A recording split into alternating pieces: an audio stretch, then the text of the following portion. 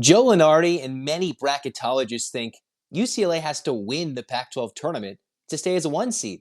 We're here to tell you why that's legitimate crap on Locked On UCLA. You are Locked On UCLA, your daily podcast on the UCLA Bruins. Part of the Locked On Podcast Network, your team every day.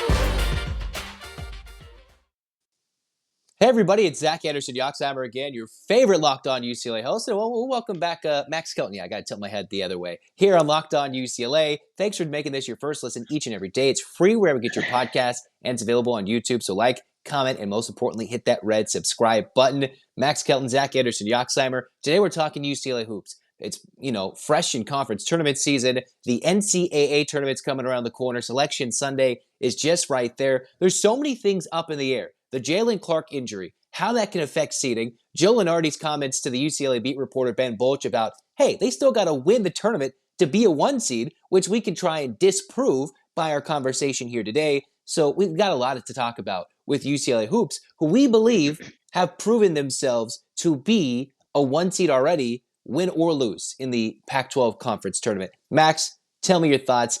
Let's get the lowdown. Let's talk Pac-12 tournament first. What do you think they're going to do? Well, first things first, there are two teams that can really give UCLA a run for its money in the Pac-12 tournament. Arizona sitting at right now roughly a 2 seed, but Bruins just beat them by 9. Just beat them by 9, last Saturday. So I think that they're in a solid spot moving forward. That said, though, without Jaylen Clark, we'll see if that makes an effect in the Pac-12 tournament. First, they got to get through that first and maybe the semifinal. Aside from that, USC looks like a solid team. I don't think the Bruins would play either of them until the championship is. Yeah, that's correct. Yep. UCLA certainly has the easier side of the bracket.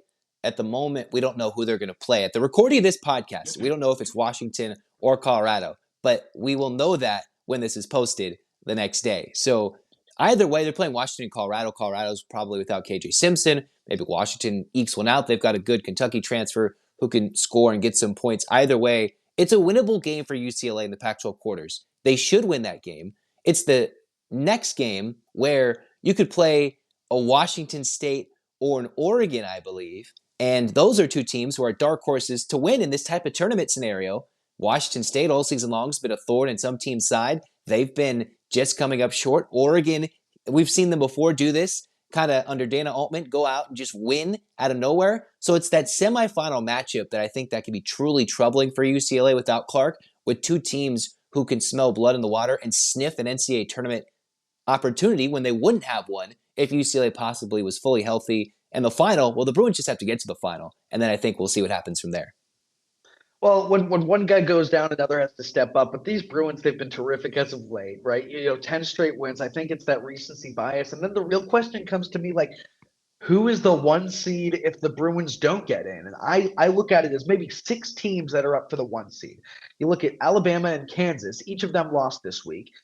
Purdue, who has had 4 of its 5 losses in the last month, and then Texas, who it's actually a dark horse to me. If it's not Purdue and it's not UCLA, I think Texas has a real good shot at being that 1 seed because of their win against Kansas. That's a solid Texas team who is making a run at the right time. And by the way, it's the best conference in the country in the Big 12, at least this season. And I think the real question is, who else is in that Big 10 conference? UCLA is playing twice this season against Arizona. And we talk about one of just the 4 losses for the Bruins has come against this Arizona team that is a top 10 team in the nation. The Pac-12 has 2 of the top 10 teams in the country, but the Big 10 just doesn't have that same competitiveness at the top of it. So they have a lot of kind of decent floating teams. Yes. It looks like, and they just get a lot of respect. And we're not entirely sure why. Maryland's been interesting. Purdue's been good, but Michigan State, it's just an interesting year. Northwestern on a run. Yeah, it's just a weird year in the Big Ten that they're going to get a lot of teams probably, but are they all deserving? I'm not entirely sure they are, and that's going to hurt the Pac-12 overall, and maybe UCLA, and the resume is hurt by the other teams across the country getting more respect than they probably deserve. Yes, dude, it's so funny. The Big Ten is the conference of the 8th seed. Illinois, Northwestern, and Indiana. They're all right around the 8th seed mark. And UCLA, well, USC is right around a 10 seed. Roughly a 10 or 11, and Arizona is a 2 or a 3. Having that one other team in the conference who is giving you a run for your money, I think that speaks volumes in itself. Whereas the conference of the 8th seed, Purdue has not had that much success, at least in the last month, against a conference that, well, look, they lost twice to Indiana. They just Indiana's got pretty blown good. out. Yeah, Indiana is really good. Indiana is really good. They barely beat a bad Wisconsin team, just barely squeaked them out. And then they lost to Maryland. And UCLA beat Maryland by 27, nearly 30 earlier in the year. So what are we talking about here? What's the question? We talk about that recency bias. We talk about Jaylen Clark. Sure, that's important. But Purdue has lost its 1 seed. It lost 4 games, and then it lost its 1 seed. This Boilermakers team is good, but they are not one of the best 4 teams in this country. And I think that the UCLA Bruins are. And the last 10 games for the Bruins certainly makes that case. I think that, sure, this Pac-12 tournament makes an important case for the Bruins to be that 1 seed, but if they don't win the Pac-12 tournament and Arizona does, are you saying that they're not a 1 seed because they lost to a team that is a top 10 in the country?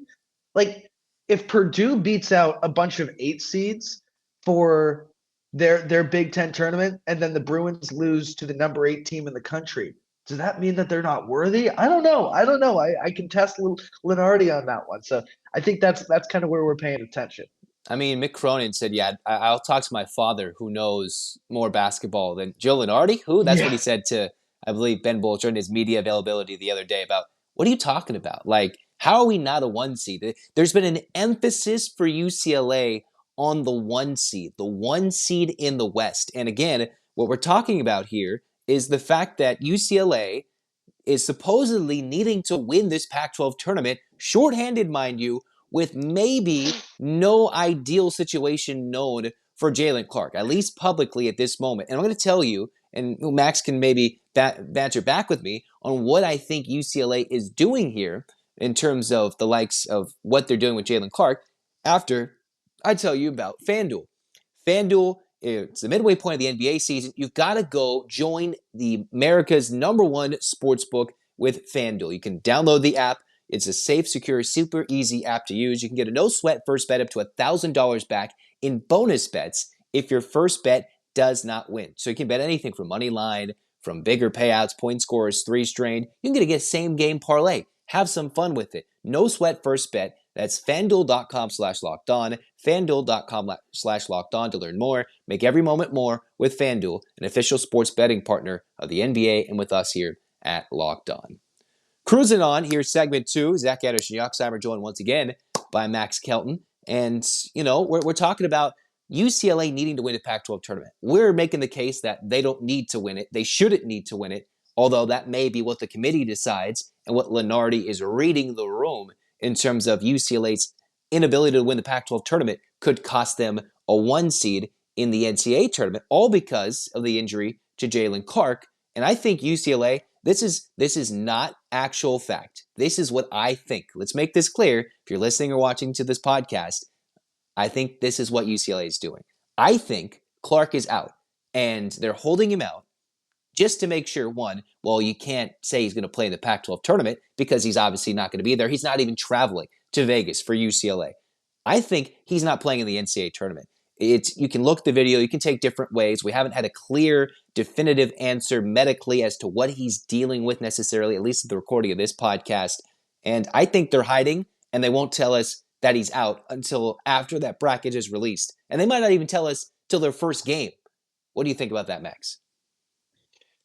I think it could go both ways. Optimistically, I'm hoping that hey, Clark shows up because this UCLA team is certainly better when he is playing. I mean, National Defensive 30. Player of the Year, possibly. Pac-12 Yeah, Defensive yeah, Player of the Year, has some of the best analytical numbers in defensive win sure. shares. If you don't even know what that is, it just means we have goofy people typing in numbers just to showcase how good Jalen Clark is defensively, if you couldn't already see it on tape Yeah. already.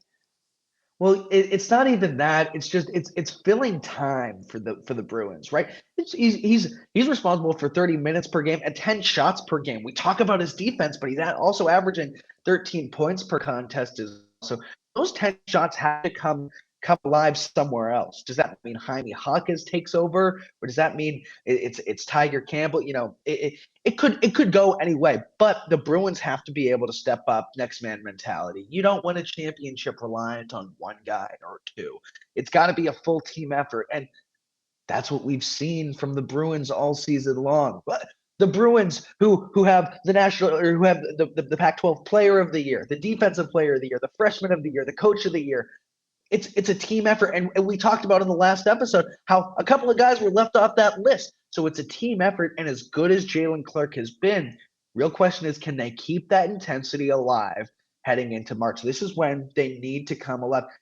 I think optimistically, folks are hoping that Clark will return, but regardless of whether he can or not, you got to be able to, if you have championship hopes, you have to be able to play without one of the more important players on your team and adjust. And I think that if you have the Coach of the Year and Mick Cronin, that adjustment might be a little bit easier than in other situations. That said, it certainly won't be smooth sailing rest of the way. But if you're on en route to a national championship, if you're en route to a first seed in the NCAA tournament, you have to be able to handle that adversity. So now the Bruins will be tested, and this is where they'll show their true colors. They'll show their blue and yellow.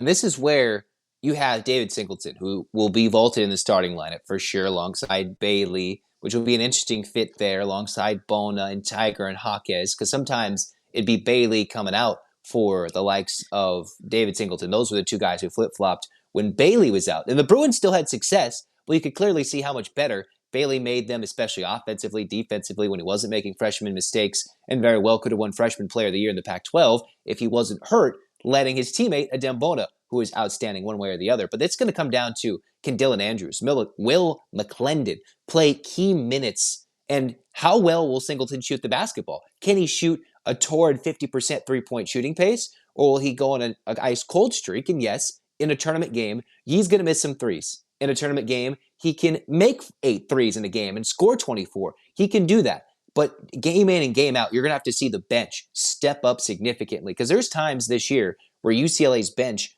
was unique and, they couldn't get a lot of production. Now that the roster is built and they're on this 10-game run heading into the Pac-12 tournament, it seems like they had just found their perfect stride. Everybody was targeting the Bruins only for the Clark injury, unfortunately. And again, no word as to whether he's playing in the NCAA tournament. He is not playing in the Pac-12 tournament. So one wonders, what will the Bruins look like in the Pac-12? And here's the debate, again, to wrap this thing up, Max. Is it okay to give UCLA a lower seed because Clark is out injured and might not play, so that makes them not as worthy of a 1 seed? And if they lose in the Pac-12 tournament without Clark, are those two combinations enough to force UCLA to the 2 line and not get a 1 seed in the West like they currently are as the 2 team in the country, number 2 in the coaches and the AP poll? I think it's an interesting point to make, right? And hey, if you open up the door to having them slide because of the loss of one player, first it matters how they play in the Pac-12 tournament without Jalen Clark, right? But if you do open up that door, does it stop at the 2 seed? Does it stop at a 3 seed, right? Because then it's not a holistic review of their season, but rather a holistic review of one player and his impact on what the team looks like In 1 week. Sure, in just 1 week, gives them no time to adjust. And frankly, I think that's taken it a step too far. That said, though, I don't even know if there's precedent on that. If there's precedent on one player or an injury impacting a team seed, and frankly, I'd have to do more research on what if that's happened in the past. If a player in the last week of the season has been injured and that affects how they're seated in the tournament. But I think the only thing that could affect how this Bruin team is seeded is how they play in the Pac-12 tournament. But hey, I'd say that while Lenardi made the case, if they win the Pac-12 tournament, then they're the number one seed. I think that's the focus, regardless of who's playing. I think Jaime Jaquez, he was player of the year announced yesterday. I think regardless of whether Jalen Clark is playing, I don't think he cares about that player of the year honor. I think what he is really looking for is that Pac-12 championship. And then he's looking for the national championship. So regardless of who is playing on that court, I think Jaime Jaquez and company, they have their eyes set on bigger awards. And I think that their focus right now is going to be, who do we have next? How do we beat them? And who is in my arsenal? Who can we utilize to who's going to step up that day? Improve. Yep, exactly. And one final point to bring up. I think it's more interesting. How do you adjust the seating when it's like you have a player who's played, been hurt, and then he's coming back, right? Didn't Kyrie Irving do that for Duke years ago, right? They didn't end up going too far in the tournament, or at least as far as they could have. But, like, what happens when someone comes back? And that's not exactly the situation coming here. That can make a case, you got a player coming back, and that can make a difference. That's an interesting argument. But with someone gone and how good they've been, and they played without players who have been injured before, in terms of Amari Bailey, I don't think that should be too big of a focus for UCLA's tournament hopes getting dashed down a seed level and getting pushed across the country, as opposed to playing in Sacramento, opposed to playing in Vegas in a potential regional. And one more thing I'd like to add is that David Singleton is coming off of 17 points against that Arizona team that's one of the top 10 in the country. That's his third highest scoring mark of the season. And we talked about how Jalen Clark is looking at about 10 shots per game, roughly. They weren't efficient shots recently either. No, they weren't. And you know who was efficient? Well, David Singleton, 5 of 9 from 3. That ties his highest 3-point mark this season. So those shots have to be allocated somewhere else because those possessions aren't going anywhere. And if Singleton can knock those threes down, if he's getting more opportunities from the 3-point line and able to knock those home, hey, that could be a formula that works. You just got to be able to pick up on the defensive slack then. Well, that's our talk for basketball today, because we are fired up and excited about the Pac-12 tournament and the NCAA tournament. We'll have all the action. We'll have post-game reactions to every Pac-12 tournament game. Yes, I'll be here. Boom, Elite, boom, boom, back and forth. Selection Sunday. We'll have NCAA tournament reactions right away. So stay tuned. There is a lot of coverage coming with you in terms of basketball and the UCLA Bruins march through March. Bad joke there, bad pun. Now, as we transition into the final segment of Locked On UCLA, I know there's been some requests. Let's talk about UCLA men's volleyball and the MSPF. John Speraw has himself another team that can compete for a national championship. They're playing some national competitors, some national title contenders this week in Penn State, Hawaii. And I know, Max, you're a UCLA broadcaster. You've seen both softball, you've seen volleyball, you've seen quite a bit of UCLA. What do you think this Bruins volleyball team can look like this year, considering last year they blew it in the semis in their own arena? Well, it's funny to think about because as good as this Bruins team was when it opened up the season, it's a different look now. For those who are not volleyball fans out there, the setter is considered the quarterback on the court, the quarterback who's running the offense and is able to be the leader out there. And the Bruins were led by the reigning MPSF Player of the Year in Miles Partain.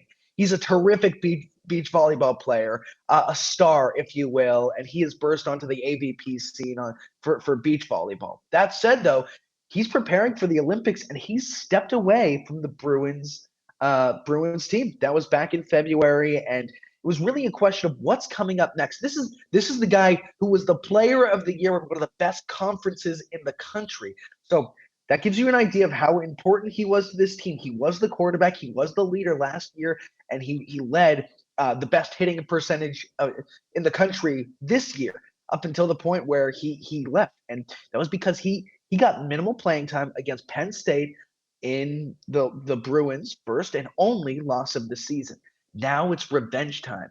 And instead of Miles Partain, who was running this offense, Andrew Rowan, a true freshman, steps onto the scene this year, and he's been really solid for the Bruins. And a big reason why I think, in my opinion, why Partain might have left. Well, yes, he's keying in on Olympic qualifiers for the beach scene, but also because, hey, Rowan is a really good player and he might have been stealing away some time. Partain had just 5 assists in that final match he played this season against Penn State. It was that 4-set loss, but just 5 assists. And I don't think he played in every set as well. So that gave you an idea that, hey, maybe Coach Speraw saw something that he liked with the freshman and Andrew Rowan, a true freshman who is really putting up good numbers, running the offense well. It seems like the pieces are around him, and the chemistry is there. But keep an eye out because this is a really big weekend, maybe the biggest weekend of the season for UCLA volleyball. You talk about, okay, no Miles Partain, so let's get him out of the picture. Rowan is running the offense, and the last time they were splitting carries against, if you will, I'll use a football analogy, splitting carries against a Penn State team who is right now ranked number 3 in the country. The only team that has been able to issue a loss to UCLA this season. The Bruins have come back. They've won, let's see, 1, 2, 3, 4, 5, 6, 7, 8 straight heading into this weekend. This is a really tough tournament. So they play a revenge match against the only team that beat them this year. Then they have a middle match against who Purdue. It's not the headliner, to say the least. Yeah, Indiana, Purdue, Fort Wayne. I think you cut out there for a sec. But yeah, against, I believe, the Mastodons, Purdue, Fort Wayne, Indiana, Purdue, Fort Wayne. Yeah. Not the headliner. The headlining match is that last one of the weekend. It's on Saturday at Hawaii in Stan Sheriff Center, 9 p.m. for you folks on the West Coast. And that Hawaii team is undefeated. They are so good. Defending national champs, aren't they They're back-to-back national champs. Back-to-back 2-time. But that said, though, UCLA has knocked off the number 1 team in the nation now 2 years running, at least in one of the regular season matches. So they beat Long Beach last year. They beat BYU 2 years ago when each of those were number 1 teams in the country. And if anybody, now I've seen almost all of the best teams in the country play in person, except for Hawaii and Long Beach, who are coming to town next week for UCSB volleyball. The call for them. Aside from those couple, I've seen just about the best, and UCLA can compete with anybody. They can compete with anybody. The pieces are there. Guy Guinness is terrific, and just they are so much fun to watch. Ito David is so solid as well. This team through and through just has every piece to be successful. And frankly, at this point, I trust that young man in Andrew Rowan. I'm excited to see what he can do. Coach Speraw has tons of confidence in him. And this is heading into MPSF play. Prior to that real stretch where you get into MPSF play against Stanford, GCU, USC, and Pepperdine. They'll play against this Penn State team, look for revenge, build momentum to play in that 1-2 matchup against Hawaii. And if they do win against Hawaii on the road, that's a big if. Don't get me wrong. If they It's tough to do. They are the undisputed number 1 seed in my eyes. Yeah, if you get Penn State, you kind of even that series. You don't fall in the middle match, and you go win at Hawaii. It's one thing to play Hawaii off the island. The Stan Sheriff Center is a completely different venue. It's completely different vibe. I've been there.